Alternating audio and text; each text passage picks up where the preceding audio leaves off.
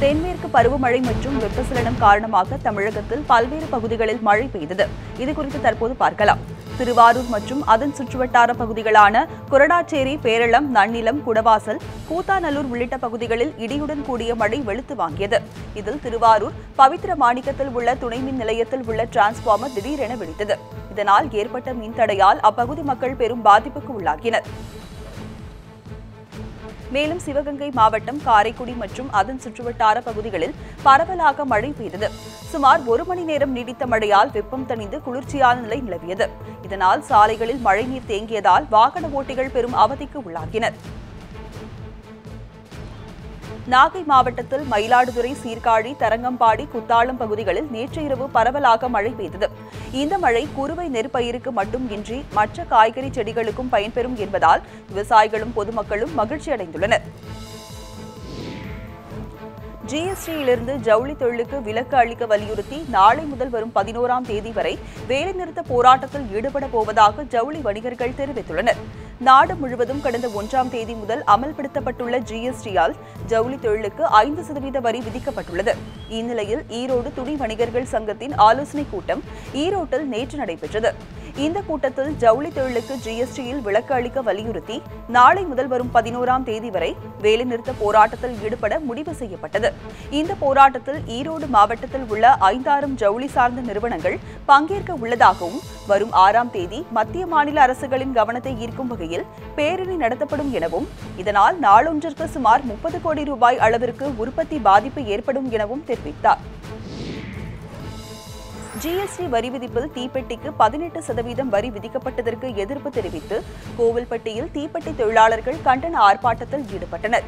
மத்திய அரசு தற்போது விதித்துள்ள 18% ஜிஎஸ்டி வரியை குறைக்க வேண்டும் எனவும் பகுதி மற்றும் முழுநேர இயந்திர தீப்பெட்டி தொழிலுக்கு வரி விதிப்பில் விலக்கு அளிக்க வேண்டும் என்பதை வலியுறுத்தி தீப்பெட்டி தொழிற்சாலைகள் கடந்த 4 நாட்களாக காலவரையற்ற வேலைநிறுத்த போராட்டத்தில் ஈடுபட்டு வருகின்றனர்.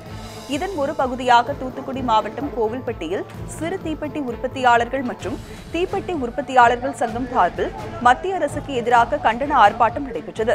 இதில் 200க்கும் மேற்பட்ட தொழிலாளர்கள் பங்கேற்று தங்களது கோரிக்கைகளை வலியுறுத்தி முழக்கங்களை எழுப்பினர். இவர்களுக்கு ஆதரவாக திமுக, பாமக, தமாக, மார்க்சிஸ்ட் கம்யூனிஸ்ட் கட்சியினரும் இந்த ஆர்ப்பாட்டத்தில் பங்கேற்றனர்.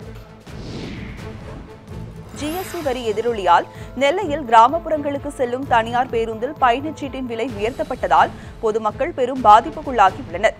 நாடு முழுவதும் கடந்த 1ஆம் தேதி ஜிஎஸ்டியை மத்திய அரசு அமல்படுத்தியது. இதில் பேருந்துகளின் டயர் மற்றும் உதிரி பாகங்களுக்கு 28% உயர்த்தப்பட்டுள்ளது. இதனையடுத்து நெல்லையில் இருந்து தாழையூத்து, கங்கை கொண்டான், ராஜவல்லிபுரம் உள்ளிட்ட கிராமப்புறங்களுக்கு இயக்கப்படும் தனியார் பேருந்துகளில் எந்த முன்னறிவிப்பும் இன்றி பயணச்சீட்டின் விலையை ₹1 அதிகரித்துள்ளது. இதனால் கிராமப்புற மக்கள் பெரும் பாதிப்புக்குள்ளாகியுள்ளனர்.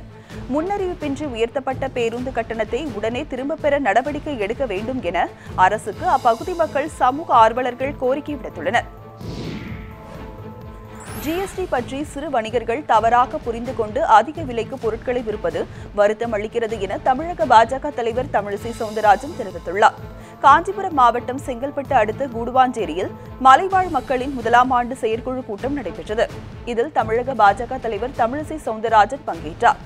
இந்த நிகழ்ச்சிக்கு பின் செய்தியாளர்களிடம் பேசிய அவர், பொதுமக்களுக்கு ஜிஎஸ்டி வரியை பற்றி புரிந்துணர்வு பயிற்சி வகுப்புகள் தமிழகத்தில் நடத்தப்படும் என தெரிவித்தார். தமிழகத்தில் சிறு வணிகர்கள் ஜிஎஸ்டி வரியை தவறாக புரிந்து கொண்டு மக்களிடம் அதிக விலைக்கு பொருட்களை விற்பது வருத்தமளிப்பதாகவும் இது மக்களிடையே அதிர்ச்சியை ஏற்படுத்தியுள்ளதாகவும் தமிழிசை சவுந்தரராஜன் குறிப்பிட்டார்.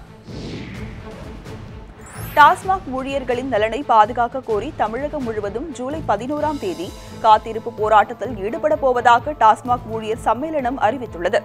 நெல்லை மாவட்டம் நன்னகரத்தில் மாவட்ட டாஸ்மாக் ஊழியர் சங்கம் சார்பில் 4வது மாநாடு நடைபெற்றது.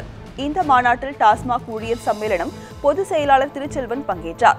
இந்த நிகழ்ச்சிக்கு பின்னர் செய்தியாளர்களிடம் பேசிய அவர், டாஸ்மாக் ஊழியர்கள் சம்மேளனம் சார்பில் பல்வேறு கோரிக்கைகள் வலியுறுத்தி வருவதாக குறிப்பிட்டார். எனினும் அரசு சார்பில் சொற்ப தொகை மட்டுமே ஊழியர்களுக்கு அளிக்கப்பட்டு வருவதாக தெரிவித்த அவர், அனைத்து தொழிற்சங்கங்களின் கூட்டமைப்பு சார்பில் வரும் ஜூலை 11இல் தமிழகம் முழுவதும் உள்ள 5 மண்டல அலுவலகங்கள் முன்பு கோரிக்கைகளை வலியுறுத்தி காத்திருப்பு போராட்டம் நடத்தவுள்ளதாக தெரிவித்தார். நெல்லையப்பர் கோவில் ஆணி தேரோட்டத்தை முன்னிட்டு 4 ரத வீதிகளில் உள்ள ஆக்கிரமிப்புகளை மாநகராட்சி அதிகாரிகள் அதிரடியாக அகற்றினர். நெல்லையில் சுவாமி நெல்லையப்பர் கோவில் ஆணி தேரோட்ட திருவிழா வரும் 7ஆம் தேதி நடைபெற உள்ளது. இதனை காண பல்வேறு பகுதிகளில் இருந்தும் லட்சக்கணக்கான பக்தர்கள் பங்கேற்று தேரை வடம் பிடித்து இழுப்பது வழக்கம். இந்த ஆண்டு கோவிலை சுற்றியுள்ள 4 ரத வீதிகளில் தேர்கள் தடையின்றி செல்லும் வகையில் ஆக்கிரமிப்புகளை அகற்ற மாவட்ட ஆட்சியர் சந்தீப் நந்தூரி உத்தரவிட்டார்.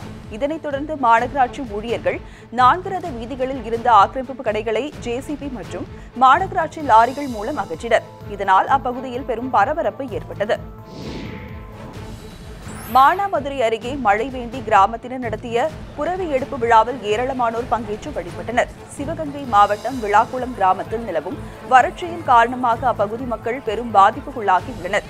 இதனையடுத்து மழைவேண்டி அக்கிராமத்தில் உள்ள நிரதலமுடைய ஐயனார் கோவிலில் புரவி எடுப்பு விழா நடத்தப்பட்டது. விழாவையொட்டி மண்ணால் செய்யப்பட்ட குதிரை, ஐயனார், முருகன் உள்ளிட்ட பரிவார தெய்வங்களின் சிலைகளும், குழந்தை வரம் வேண்டி குழந்தை பொம்மைகளும் செய்து கிராம மக்கள் விரதம் இருந்து சிறப்பு பூஜைகள் நடத்தினர். மேலும் மானாமதுரையில் இருந்து 7 கிலோமீட்டர் நடந்து ஊர்வலமாக சென்று ஐயனார் கோவிலுக்கு தங்களது நேர்த்திக் கடனை செலுத்தினர். கேரள தம்பதியின் 2 வயது ஆண் குழந்தை குமரி அருகே மாயமான சம்பவம் குறித்து காவல்துறையினர் விசாரணை நடத்தி வருகின்றனர். கன்னியாகுமரி மாவட்டம் இணையம் புத்தன்துறை மீனவ கிராமத்தை சேர்ந்தவர் சுனிகர். இவர் தற்போது தனது மனைவியின் வீடான கொல்லம் பகுதியில் குடும்பத்துடன் வசித்து வருகிறார். இந்நிலையில் தனது உறவினர் வீட்டிற்கு தனது மனைவி நிஷா மற்றும் குழந்தையுடன் கடந்த வாரம் இணையம் புத்தன்துறைக்கு சென்றுள்ளார். இந்நிலையில் நேற்று காலை வீட்டின் முன் நின்ற குழந்தை திடீரென மாயமானதாக கூறப்படுகிறது. பல இடங்களில் தேடியும் குழந்தை கிடைக்காத நிலையில் புதுக்கடை காவல் நிலையத்தில் சுனிகர் புகார் அளித்தார். அப்புகாரின் பேரில் குழந்தையை யாராவது கடத்தி சென்றார்களா என்ற கோணத்தில் காவல்துறையினர் விசாரணை நடத்தி வருகின்றனர். சிதம்பரத்தில் நகைக்கடை ஒன்றில் 65 சவரம் தங்கம் மற்றும் 2 கிலோ வெள்ளி நகைகளை மர்ம நபர்கள் கொள்ளையடித்து சென்ற சம்பவம் அப்பகுதியில் பெரும் பரபரப்பை ஏற்படுத்தியுள்ளது. சிதம்பரம் இளமையாக்கினார் கோவில் தெருவில் மலர் நகைக்கடை உள்ளது. இந்த நகைக்கடையின் உரிமையாளர் மலர்கொடியின் வீடும் கடையின் அருகே உள்ள நிலையில் நேற்று முன்தினம் இரவு வழக்கம் போல் கடையை பூட்டிவிட்டு சென்றுள்ளார். இந்த நிலையில் நேற்று காலை கடையின் பூட்டு உடைக்கப்பட்டு இருந்ததை கண்டு அதிர்ச்சியடைந்த அவர் உள்ளே சென்று பார்த்துள்ளார். அங்கு கடையில் இருந்த நகைகள் கொள்ளையடிக்கப்பட்டது தெரிய வந்தது. இந்த சம்பவம் குறித்து காவல்துறையினர் மோப்பனாய் வரவழைத்தும் கைரேகை நிபுணர்களை கொண்டும் சோதனை நடத்தி விசாரணை முடக்கிவிட்டுள்ளனர்.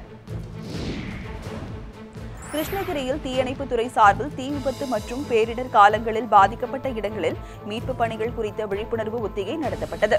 கிருஷ்ணகிரி மாவட்ட ஆட்சியர் அலுவலக வளாகத்தில் தீயணைப்புத் துறை சார்பில் தீ விபத்தை தடுப்பது மற்றும் பேரிடர் காலங்களில் பாதிக்கப்பட்ட இடங்களில் துரித நடவடிக்கை அடிப்படையில் பாதுகாப்பு கவசங்களை அணிந்து மீட்பது குறித்து விழிப்புணர்வு செயல் விளக்கம் நடைபெற்றது.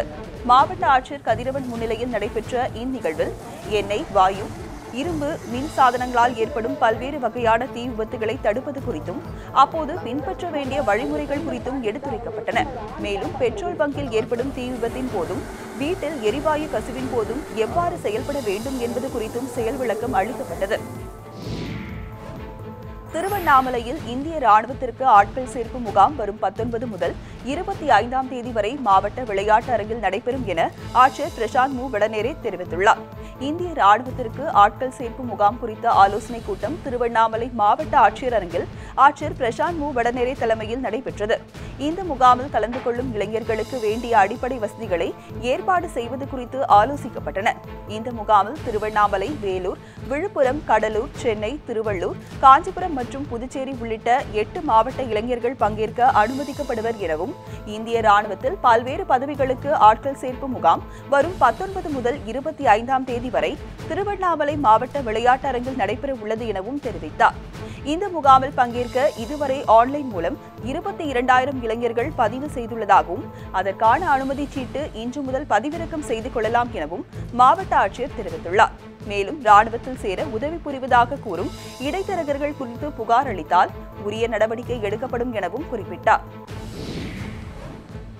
கோவை மதுக்கரை அருகே உடல்நலம் குன்றிய நிலையில் சுற்றித் திரிந்த சிறுத்தை ஒன்று வனத்தையொட்டிய பகுதியில் உயிரிழந்தது.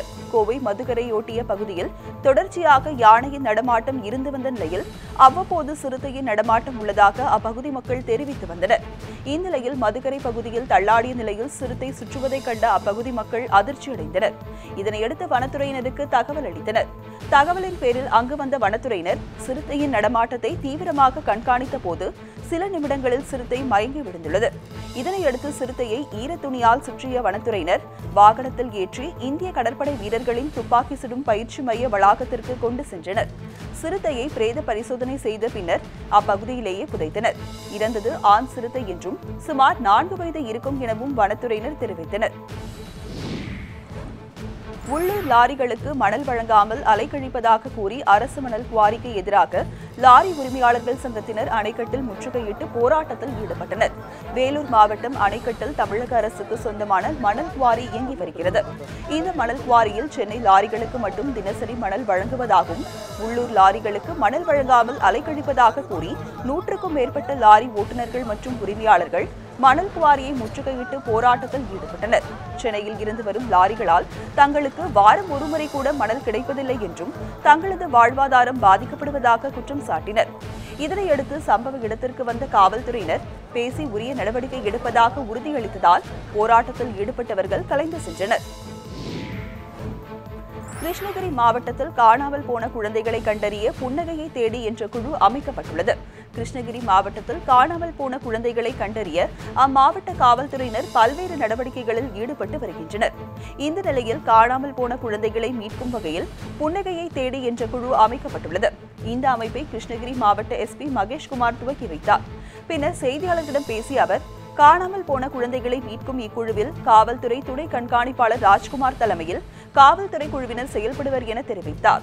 இந்த குழுவில் சமூக பாதுகாப்புத்துறை, மாவட்ட குழந்தைகள் பாதுகாப்பு அலகு ஆகியோரும் இடம்பெற்றுள்ளதாகவும் இக்குழுவிற்காக காவல்துறை சார்பில் ஒரு வாகனம் வழங்கப்பட்டுள்ளதாகவும் அதன் மூலம் ஆதரவின்றி திரியும் குழந்தைகளை மீட்கும் பணிகளை மேற்கொள்வார்கள் எனவும் குறிப்பிட்டார். சென்னை திருவான்மியூரில் மின்சார பணியில் ஈடுபட்டிருந்த ஒப்பந்த ஊழியர் ஒருவர் மின்சாரம் தாக்கி உயிரிழந்தார். மேலும் 2 படுகாயமடைந்துள்ளனர். சென்னை திருவான்மியூர் எல்பி சாலையில் பூமிக்கடியில் செல்லும் மின்சார கேபிளை பழுது பார்க்கும் பணியில் மின்வாரிய ஒப்பந்த ஊழியர்கள் ஈடுபட்டிருந்தனர். அப்போது எதிர்பாரா விதமாக மின்சாரம் தாக்கியதில் எண்ணூர் பகுதியைச் சேர்ந்த ஓய்வு பெற்ற மின்வாரிய ஊழியரான ஜெயபிரகாஷ் சம்பவ இடத்திலேயே மின்சாரம் தாக்கி உயிரிழந்தார். மேலும் விழுப்புரம் மாவட்டத்தைச் சேர்ந்த ஐயனார், லட்சுமணன் ஆகிய இருவரும் மின்சாரம் தாக்கியதில் படுகாயமடைந்து மருத்துவமனையில் அனுமதிக்கப்பட்டனர். இதுகுறித்து காவல்துறையினர் நடத்திய முதற்கட்ட விசாரணையில் மின் இணைப்பை துண்டிக்காமல் பணியில் ஈடுபட்டது தெரியவந்துள்ளது. இதுகுறித்து காவல்துறையினர் வழக்கு பதிவு செய்து விசாரணை நடத்தி வருகின்றனர். நாகர்கோவிலில் காதல் திருமணம் செய்து கொண்ட தம்பதியினர் தங்கள் உயிருக்கு பாதுகாப்பு அளிக்க கோரி மாவட்ட காவல்துறை கண்காணிப்பாளர் அலுவலகத்தில் தஞ்சம் புகுந்ததால் பரபரப்பு ஏற்பட்டது. கன்னியாகுமரி மாவட்டம் நாகர்கோவிலில் உள்ள புது குடியிருப்பு பகுதியைச் சேர்ந்தவர் நாகராஜன்.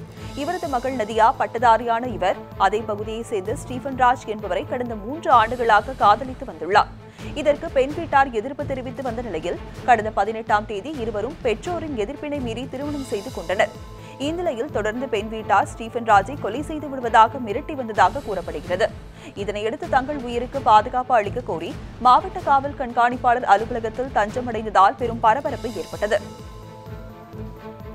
இதேபோல் தேனி மாவட்டம் ஆத்தங்கரைப்பட்டியைச் சேர்ந்தவர் சிவாவும் அதே பகுதியைச் சேர்ந்த கார்த்திகா என்பவரும் ஓராண்டாக காதலித்து வந்த நிலையில் வீரபாண்டி கோவிலில் கடந்த வாரம் திருமணம் செய்து கொண்டனர். தலைமறைவாக இருந்த காதல் தம்பதியினர் இருவரும் நேற்று ஆண்டிப்பட்டி அனைத்து மகளிர் காவல் நிலையத்தில் தஞ்சமடைந்தனர். இதையடுத்து காவல்துறையினர் இருவரது பெற்றோர்களுக்கும் சமரச பேச்சுவார்த்தைக்கு அழைப்பு விடுத்தனர். எனினும் பெண்ணின் வீட்டார் அதனை ஏற்க மறுத்து காவல் நிலையம் வராததால் காதலனின் பெற்றோரிடம் சமரசம் செய்து வைத்தனர். பின்னர் உடன்பாடு ஏற்படவே அவர்களுடன் காதல் ஜோடியை காவல்துறையினர் அனுப்பி வைத்தனர். தமிழகத்தில் வறட்சி நீடித்து வரும் நிலையில் பல்வேறு பகுதிகளில் குடிநீர் தட்டுப்பாடு நிலவி வருகிறது. இதனால் குடிநீர் வழங்க கோரி பல்வேறு இடங்களில் பொதுமக்கள் போராட்டத்தில் ஈடுபட்டனர். தூத்துக்குடி மாவட்டம் மாதாபுரம் கிராமத்தில் முறையாக குடிநீர் வழங்க நடவடிக்கை எடுக்க வலியுறுத்தி அப்பகுதி மக்களுடன் விடுதலை சிறுத்தை கட்சியினர் இணைந்து கோட்டாட்சியர் அலுவலகத்தை காலி குடங்களுடன் முற்றுகையிட்டு போராட்டத்தில் ஈடுபட்டனர். இதேபோல் புதுக்கோட்டை மாவட்டம் ஆலங்குடி அருகே வெட்டன் விடுதியில் குடிநீர் தட்டுப்பாட்டை கண்டித்து அப்பகுதி மக்கள் காலி குடங்களுடன் சாலை மறியல் போராட்டத்தில் ஈடுபட்டனர். இதனால் அப்பகுதியில் சுமார் 1 மணி நேரம் போக்குவரத்து பாதிக்கப்பட்டது. மேலும் சேலம் மாவட்டம் கொண்டப்பநாயக்கன்பட்டி பகுதியில் முறையாக குடிநீர் விநியோகம் செய்ய வலியுறுத்தி பெண்கள் காலி குடங்களுடன் ஊராட்சி மன்ற அலுவலகத்தை முற்றுகையிட்டதால் பரபரப்பு ஏற்பட்டது. அரூரை அடுத்து பேதாதம்பட்டியில் உள்ள ஊர்ப்புற நூலகத்திற்கு கட்டட வசதி ஏற்படுத்தி தர வேண்டும் என பொதுமக்கள் கோரிக்கை விடுத்துள்ளனர். தருமபுரி மாவட்டம் பேதாதம்பட்டியில் 1500க்கும் மேற்பட்ட குடும்பங்கள் வசித்து வருகின்றன. இங்குள்ள மாணவர்கள் மக்களின் நலனை கருத்தில் கொண்டு பொது நூலகத்துறை சார்பில் ஊர்ப்புற நூலகம் ஒன்று அமைக்கப்பட்டு உள்ளது. இங்குள்ள நூலகத்தை சுற்றுவட்டார பகுதிகளில் உள்ள கிராம மக்களும் பயன்படுத்தி வருகின்றனர். தற்போது நூலகத்திற்கு என கட்டட வசதி இல்லாததால் அங்குள்ள அரசு தொடக்க பள்ளிக்கு சொந்தமான கட்டிடத்தில் தற்காலிகமாக இயங்கி வருகிறது. இந்த நூலகத்திற்கு நூற்றுக்கணக்கான இளைஞர்கள் மாணவர்கள் வந்து செல்லும் நிலையில் உரிய இடவசதி இல்லாததால் போதுமான நூல்கள் வைக்க முடியாததால் மாணவர்கள் பெரும் பாதிப்புக்குள்ளாகி உள்ளனர். எனவே நூலகத்திற்கு உரிய கட்டட வசதியை ஏற்படுத்தி தர வேண்டும் என அப்பகுதி மக்கள் கோரிக்கை விடுத்துள்ளனர். தவறான சிகிச்சையால் 7ஆம் வகுப்பு மாணவன் உயிரிழந்த சம்பவம் தொடர்பாக அளித்த புகாரின் மீது நடவடிக்கை எடுக்காததால் உறவினர்கள் காவல் நிலையத்தை முற்றுகையிட்டதால் பரபரப்பு ஏற்பட்டது. விழுப்புரம் மாவட்டம் சின்னசேலம் அருகே உள்ள வி மாமந்தூர் கிராமத்தை சேர்ந்த சக்திவேல் என்பவரின் மகன் ஜெயமுருகன் தனியார் பள்ளியில் 7ஆம் வகுப்பு பயின்று வந்த இவர் கடந்த 24ஆம் தேதி காய்ச்சல் காரணமாக சின்னசேலத்தில் உள்ள தனியார் மருத்துவமனையில் அனுமதிக்கப்பட்டார். அப்போது சிகிச்சை முடிந்து வீடு திரும்பிய நிலையில் அவருக்கு மீண்டும் உடல்நலம் பாதிக்கப்பட்டது. இதனையடுத்து வேறு மருத்துவமனையில் சிகிச்சைக்காக சேர்த்தனர். அப்போது ஆரம்ப காலத்தில் அளித்த சிகிச்சையின் போது தவறான மருந்து அளித்ததால் மாணவனுக்கு கிட்னி, இதயம், கணையம் உள்ளிட்ட செயலிழந்ததாக கூறியுள்ளனர். இதனிடையே அச்சிறுவன் நேற்று முன்தினம் மாலை உயிரிழந்துள்ளார். இதுகுறித்து காவல் நிலையத்தில் புகார் அளித்தும் நடவடிக்கை எடுக்காததால் உறவினர்கள் காவல் நிலையத்தை முற்றுகையிட்டனர். ஊழலற்ற இந்தியாவையும் தமிழகத்தையும் உருவாக்க வேண்டும் என்பதற்காக இந்திய கம்யூனிஸ்ட் கட்சி சார்பில் சேலத்தில் பிரச்சார விழிப்புணர்வு பேரியக்கம் நடைபெற்றது. இந்தியாவை மீட்போம், தமிழகத்தை பாதுகாப்போம் என்ற முழக்கங்களை முன்வைத்து மக்களிடையே விழிப்புணர்வை ஏற்படுத்துவதற்காக இந்திய கம்யூனிஸ்ட் கட்சியின் சார்பாக பிரச்சார பேரியக்கம் தமிழகம் முழுவதும் நடைபெற்று வருகிறது. இந்திய கம்யூனிஸ்ட் கட்சியின் மாநில துணை செயலாளர் சுப்புராயன் தலைமையில் சேலத்தில் நேற்று இந்த நிகழ்ச்சி நடைபெற்றது. இந்த நிகழ்ச்சிக்கு பின் செய்தியாளர்களிடம் பேசிய அவர், தமிழகத்தில் வரலாறு காணாத ஊழல், முறைகேடு போன்றவற்றால் அரசு முற்றிலும் செயலிழந்து வருவதாக குறிப்பிட்டார். எந்த அரசை தோற்கடிக்க வேண்டுமோ அந்த அரசை மக்கள் தேர்ந்தெடுத்துள்ளனர் என்றும், இந்த பிரச்சார இயக்கத்தின் நிறைவாக இன்று மாலை திருச்சியில் நடைபெறும் கூட்டத்தில் பங்கேற்க உள்ளதாக தெரிவித்தனர். சாலவாக்கம் அருகே டாஸ்மாக் கடை சூறையாடப்பட்ட சம்பவம் தொடர்பாக 7 பேரை காவல்துறையினர் கைது செய்துள்ளனர். காஞ்சிபுரம் மாவட்டம் மதுராந்தகம் அடுத்து நெல்லி கிராமத்தில் நேற்று முன்தினம் டாஸ்மாக் கடை சூறையாடப்பட்டது. இதில் 2,32,000 ரூபாய் மதிப்பிலான மது பாட்டில்கள் சேதமடைந்தது. இதுகுறித்து டாஸ்மாக் கடை மேற்பார்வையாளர் தேன்செல்வன் அளித்த புகாரின் பேரில் சாலவாக்கம் காவல்துறையினர் விசாரணை மேற்கொண்டனர். இதில் நெல்லி கிராமத்தை சேர்ந்த 60 பேரை கைது செய்து விசாரணை நடத்தியதில் 7 பேர் மீது வழக்கு பதிவு செய்து செங்கல்பட்டு நீதிமன்றத்தில் ஆஜர்படுத்தப்பட்டு சிறையில் அடைக்கப்பட்டனர்.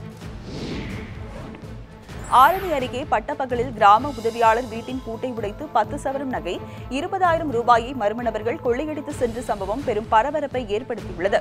திருவண்ணாமலை மாவட்டம் ஆரணி அருகே செட்டித்தாங்கல் கிராமத்தில் ஆறுமுகம் என்பவர் குடும்பத்துடன் வசித்து வருகிறார். இவர் வெள்ளூர் கிராமத்தில் கிராம உதவியாளராக பணிபுரிந்து வருகிறார். இந்நிலையில் ஆறுமுகம் பணிக்கு சென்ற நிலையில் வீட்டின் பூட்டை கொண்டு தங்களது நிலத்திற்கு அவரது மனைவி சென்றுள்ளார். இந்த சந்தர்ப்பத்தை பயன்படுத்தி மர்ம நபர்கள் வீட்டின் முன்பக்க பூட்டை உடைத்து பீரோவில் இருந்த 10 சவரம் தங்க நகைகள் மற்றும் 20,000 ரூபாய் கொள்ளையடித்து சென்றுள்ளனர். இந்த சம்பவம் குறித்து காவல்துறையினர் விசாரணை நடத்தி வருகின்றனர். சென்னை செங்குன்றம் அருகே முன்விரோதம் காரணமாக ரவுடி சாலமன் என்பவர் மர்ம கும்பலால் கொடூரமாக வெட்டி படுகொலை செய்யப்பட்டார். சென்னை செங்குன்றம் காந்தி நகரை சேர்ந்தவர் இசாக். இவரது மகன் சாலா என்கிற சாலமன் சோழவரம் பம்மத்துக்குளத்தில் உள்ள அவரது தங்கையின் வீட்டிற்கு சென்றுள்ளார். அப்போது 3 இருசக்கர வாகனங்களில் வந்த மர்ம கும்பல் சரமாரியாக வெட்டி சென்றதில் சாலமன் படுகாயமடைந்து மயங்கி விழுந்தார். இதில் அவர் உயிரிழந்தார். இந்த சம்பவம் குறித்து தகவல் அறிந்து சம்பவ இடத்திற்கு வந்த சோழவரம் காவல்துறையினர் சடலத்தை கைப்பற்றி அரசு மருத்துவமனைக்கு கொண்டு சென்றனர்.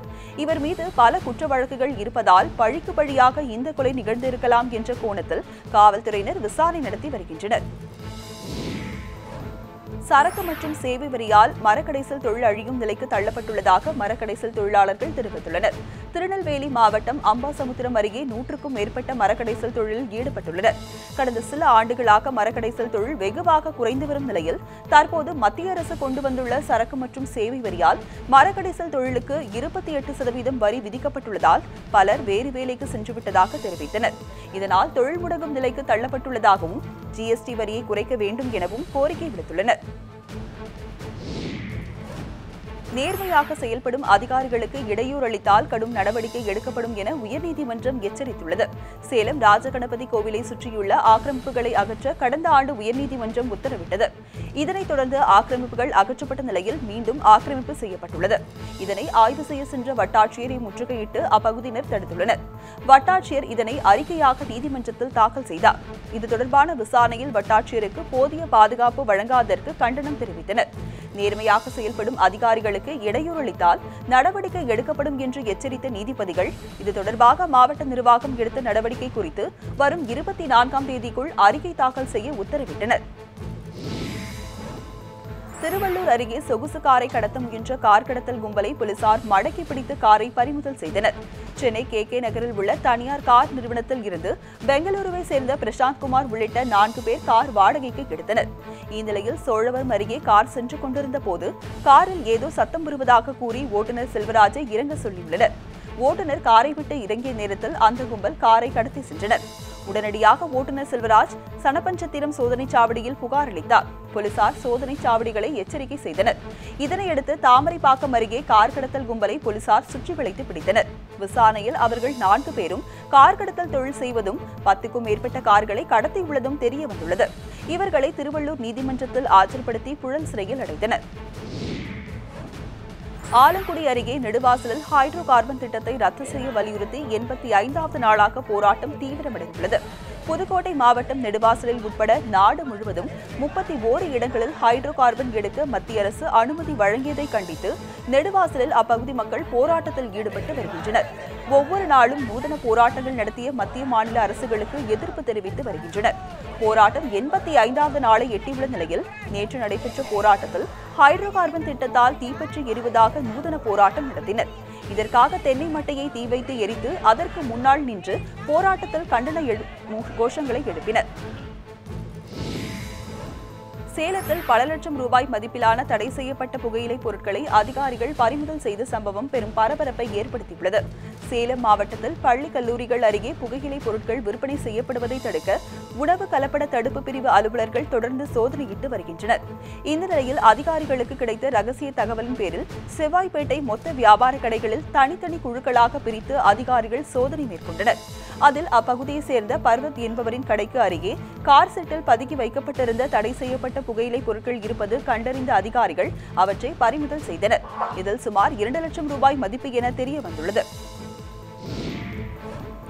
கன்னியாகுமரி மாவட்டம் வேர்கிளம்பி பகுதியில் 2 கைகளையும் இழந்த மாற்றுத்திறனாளி இளைஞர் சுஜின் ஜோஸ் சுயமாக கம்ப்யூட்டர் பயிற்சி கடை நடத்தி மற்றவர்களுக்கு நம்பிக்கை அளிக்கிறார். தமது வருவாய்க்காக சுஜின் ஜோஸ் கம்ப்யூட்டர் பயிற்சி பெற்று அதன் மூலம் கம்ப்யூட்டர் பயிற்சி கடை நடத்தி வருகிறார். இது தொடர்பாக நியூஸ் 7 தமிழுக்கு பேட்டியளித்த சுஜின் ஜோஸ் தற்போது ஆதார் பதிவில் கைரேகை இல்லாததால் சுயதொழில் பாதிக்கும் அபாயம் ஏற்பட்டுள்ளதாக வேதனை தெரிவித்தார். எனவே இதற்கு மாற்று ஏற்பாடு செய்து ஆவணம் செய்ய வேண்டும் எனவும் மத்திய மாநில அரசுகளுக்கு வேண்டுகோள் விடுத்துள்ளார். நாமக்கல் மாவட்டம் நாமக்கரிப்பேட்டை அரசு பள்ளி மதில் சுவர்களில் மாணவர்கள் ஓவியம் வரைந்து அசத்தி வருகின்றனர். தமிழகம் முழுவதும் உள்ள அரசு பள்ளி மதில் சுவர்களில் அப்பள்ளி மாணவர்களை கொண்டு ஓவியம் வரையலாம் என பள்ளிக் கல்வித்துறை உத்தரவிட்டுள்ளது. இதையடுத்து அரசு பள்ளி மதில் சுவர்களில் மாணவர்கள் ஓவியங்களை வரைய தொடங்கியுள்ளனர். ராசிபுரம் அருகே உள்ள நாமக்கரிப்பேட்டையில் உள்ள அரசு பள்ளியிலும் மாணவர்கள் ஓவியங்களை வரைய தொடங்கியுள்ளனர். சூரியன் உதிக்கும் காட்சி, மலை காட்சிகள் உள்ளிட்ட படங்களை மாணவர்கள் வரைந்துள்ளனர். இதை அப்பகுதி மக்கள் மிகவும் ஆர்வத்துடன் பார்த்து செல்கின்றனர். நெல்லை மாவட்டம் குற்றாலத்தில் ஐந்தருவி படகு குழாமில் தண்ணீர் நிறைந்ததை அடுத்து இன்று முதல் படகு சுவாரி தொடங்க உள்ளது. குற்றாலத்தில் கடந்த 1 வார காலமாக நல்ல சீசன் உள்ளது. அனைத்து அருவிகளிலும் தண்ணீர் ஆர்ப்பரித்து கொட்டுகிறது. குற்றாலம் வரும் சுற்றுலா பயணிகளுக்கு அருவிகள் தருவர பொழுதுபோக்கிற்காக படகு குழாமும் உள்ளது. ஐந்தருவிக்கு அருகில் உள்ள சுற்றுலாத்துறைக்கு சொந்தமான படகு குழாமில் சில தினங்களுக்கு முன்னர் தண்ணீர் நிரம்பியதை அடுத்து நாளை முதல் படகு சுவாரி துவங்க உள்ளது. இதற்காக மொத்தம் 33 படகுகள் தயார் நிலையில் உள்ளன. 2 இருக்கைகள் கொண்ட படகுகள் 12, 4 இருக்கைகள் படகுகள் 12, 4 இருக்கைகள் கொண்ட துடுப்பு படகுகள் 5, ஒருவர் மட்டுமே செல்லக்கூடிய படகுகள் 4 தயார்படுத்தப்பட்டுள்ளன. படகு சவாரி துவக்க விழா இன்று துவங்க உள்ளது. இதற்கான ஏற்பாடுகளை தமிழ்நாடு அரசு சுற்றுலாத்துறை மேற்கொண்டு வருகிறது. பட்டாசுக்கான GST குறித்து போதிய புரிதல் இல்லாமல் அமைச்சர்கள் மற்றும் அதிகாரிகள் பொய் பேசுவதாக பட்டாசு உற்பத்தியாளர்கள் குற்றம் சாட்டியுள்ளனர். விருதுநகர் மாவட்டத்தில் 850க்கும் மேற்பட்ட பட்டாசு தொழிற்சாலைகள் உள்ளன. நாட்டின் 90% பட்டாசு தேவையை சிவகாசி பட்டாசு ஆலைகள் பூர்த்தி செய்கின்றன. இந்நிலையில் கடந்த 1ஆம் தேதி முதல் அமலுக்கு வந்த ஜிஎஸ்டியால் பட்டாசுக்கு 28% வரி விதிக்கப்பட்டது. இதற்கு எதிர்ப்பு தெரிவித்து கடந்த 30ஆம் தேதி முதல் காலவரையற்ற வேலைநிறுத்த போராட்டத்தில் பட்டாசு ஆலை உரிமையாளர்கள் ஈடுபட்டுள்ளனர். இதனால் பட்டாசு தொழிலை நம்பி வாழும் பல லட்சம் தொழிலாளர்கள் பாதிக்கப்பட்டுள்ளனர். மேலும் நாளொன்றிற்கு சுமார் 80 கோடி ரூபாய் வர்த்தகம் பாதிக்கப்பட்டுள்ளது. இந்நிலையில் விருதுநகர் மாவட்டம் ஆட்சியரை இந்திய பட்டாசு மற்றும் தமிழ்நாடு பட்டாசு உற்பத்தியாளர்கள் சங்கத்தினர் நேரில் சந்தித்து பல்வேறு கோரிக்கைகளை அடங்கிய மனுவை அளித்தனர். பின்னர் செய்தியாளர்களிடம் பேசிய தமிழ்நாடு பட்டாசு உற்பத்தியாளர்கள் சங்க பொதுச் செயலாளர் மாரியப்பன் 90% தொழிற்சாலைகளின் நலனை கருத்தில் கொள்ளாமல் துறை சம்பந்தப்பட்ட அமைச்சர்கள் மற்றும் அதிகாரிகள் பொய் பேசுவதாக குற்றம் சாட்டினார். கிருஷ்ணகிரி அரசு தலைமை மருத்துவமனையில் கடுமையான சுகாதார சீர்கேடு நிலவுவதால் தொற்று நோய்கள் பரவும் அபாயம் ஏற்பட்டுள்ளது. கிருஷ்ணகிரி அரசு தலைமை மருத்துவமனையில் நாள்தோறும் ஆயிரக்கணக்கான நோயாளிகள் தங்கள் உறவினர்களுடன் வந்து செல்கின்றனர். இங்கு அடிப்படை மற்றும் போதிய சுகாதார வசதிகள் இல்லாததால் பல்வேறு இன்னல்களுக்கு ஆளாகின்றனர். பல்வேறு மருத்துவ பிரிவுகள் சிமெண்ட் சீட்டுகள் பொருத்திய கட்டடத்தில் இயங்கி வருகிறது. முக்கிய வார்டுகளில் மின்விசிறிகள் இல்லாததால் நோயாளிகள் கடும் அவதிப்பட்டு வருகின்றனர். மேலும் கழிவறைகள் சுகாதாரமற்ற நிலையில் உள்ளதால் தொற்று நோய் பரவும் அபாயம் ஏற்பட்டுள்ளது. இதேபோல் நோயாளிகளுக்கு ஏற்படும் குளுக்கோஸ் பாட்டில்கள், சிரஞ்சுகள், மருந்துகள் உள்ளிட்ட மருத்துவ உபகரணங்கள் வயிற்றுப்போக்கு வார்டுக்கு அருகிலேயே கொட்டி வைக்கப்பட்டுள்ளது. தினமும் ஆயிரக்கணக்கான நோயாளிகள் வந்து செல்லும் தலைமை மருத்துவமனை வளாகம் சுகாதாரமற்ற நிலையில் இருப்பதால் நோய் தொற்றுகள் பரவும் அபாயம் ஏற்பட்டுள்ளது. இத்துடன் மாவட்ட செய்திகள் நிறைவு பெறுகின்றன. தொடர்ந்து இணைந்திருங்கள் நியூஸ் 7 தமிழுடன்.